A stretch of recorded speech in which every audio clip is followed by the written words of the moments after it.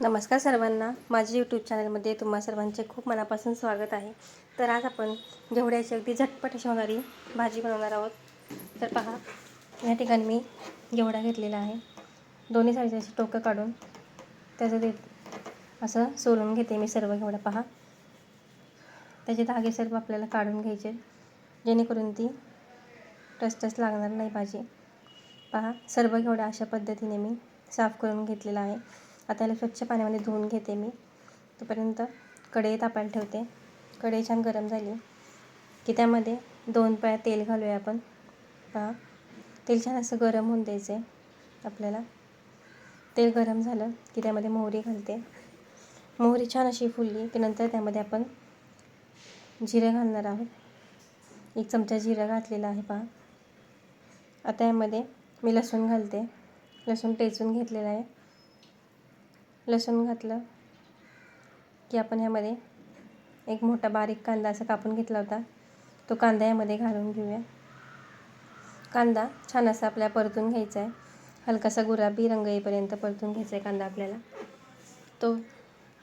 तोपर्यंत व्हिडिओला एक लाईक करा आणि सबस्क्राईब करायला विसरू नका. तर पहा, छान असा मस्त कांदा आपला भाजलेला आहे.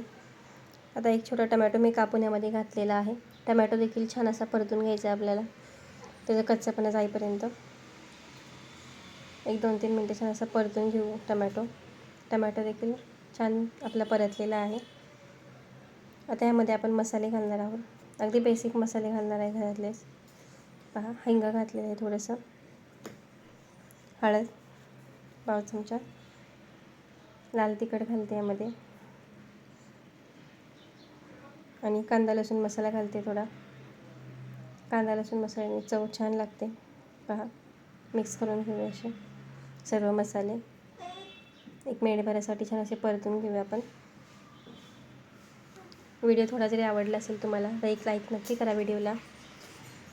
आता यामध्ये आपण घेवडा टाकून घेऊया. स्वच्छ धुवून घेतला होता पाण्यामध्ये, तो सर्व घेवडा यामध्ये टाकून घेऊ आपण. पहा, छान असा परतून घ्यायचा आहे व्यवस्थित, जेणेकरून सर्व मसाला व्यवस्थित लागेल भाजीला आपल्या. टिफिनसाठी म्हणा, अगदी झटपट अशी होणारी ही भाजी आहे. आता यामध्ये दाण्याचं कूट घालून घेऊया. 2 चमचे मी शेंगदाण्याचा कूट केला होता, तो कूट यामध्ये घातलेला आहे.